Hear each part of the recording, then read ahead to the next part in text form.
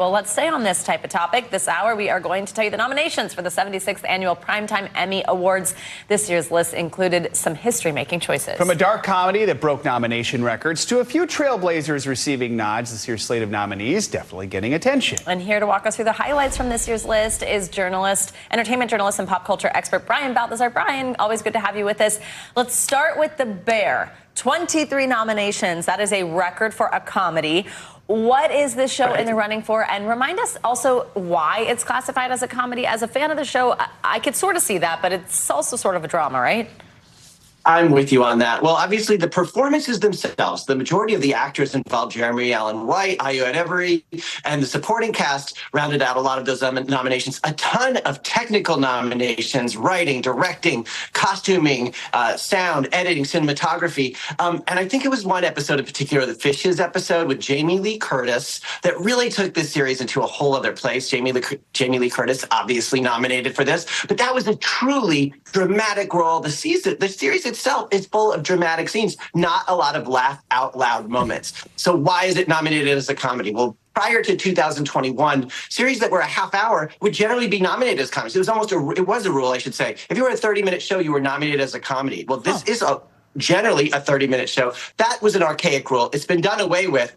And so now there are a lot of people arguing that it should be in the drama category because that's more competitive, right? So there's a lot of contention about that. And if you're watching season 3 right now, by the way, we're voting for season 2 in these Emmys, right? But season 3 has more comedic moments, right? You're seeing they're making a little more effort to make it comedy because they're getting grilled in the press about it, to be honest. If they put it in the drama, it'd win anyway, I think, this year. And Jamie Lee Curtis better win. I think it would. I do think it would. Agree. Better win for guest. All right, let's talk about the show with the most nominations. That's Shogun with 25, only the second non-English language show to be recognized in the top drama category.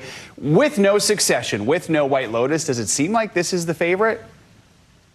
Well, I do think it is. And what's so interesting about it is people for many years have been intimidated by non-English speaking series. But, Squid Game, the dramatic version, not the reality competition, really changed that, I think. And then, of course, to get the outstanding drama role, that's what you're fighting for, is to get that kind of recognition and get more eyeballs to this show. So I think that's going to make a big difference. Of course, we've got nominations for the actors Hiroaki Sanada and Anna Sawai and the supporting cast as well.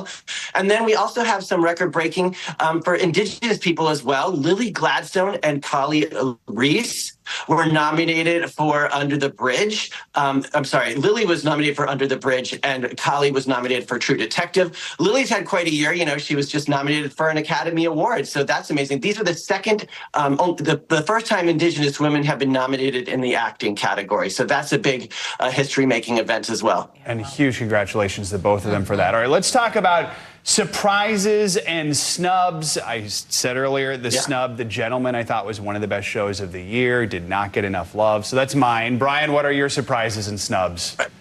I was a little disappointed to see that Cynthia Nixon wasn't nominated for the Gilded Age. I really think she's fantastic in this role, and I think we'll see a lot coming up for the next season for her.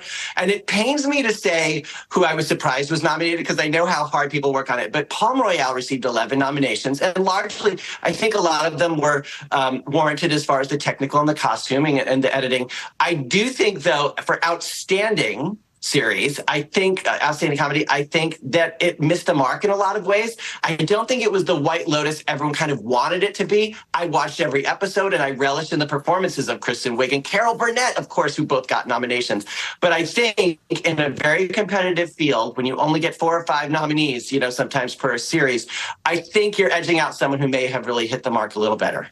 Brian, it feels like we only also just saw the Emmys a few months ago, right? Remind us where there are 2 ceremonies this year. Right. Well, last year we were kind of embroiled. Right now, about this time, we were talking about the strike. When were the directors going to have a strike? The writer's strike, the actor's strike. And so that only wrapped up towards the end of the summer, early fall. And then it takes about 4 months to get these award shows ready and to secure the locations, the dates, get the performance, all of it. So that's why we're seeing 2 in 1 year. But next year we're going to be back on pattern, barring any strikes. Or maybe we can start a new tradition and do 2 Emmys a year. Woo! Ooh. Split the season up. Okay, I'm sorry we're out of time.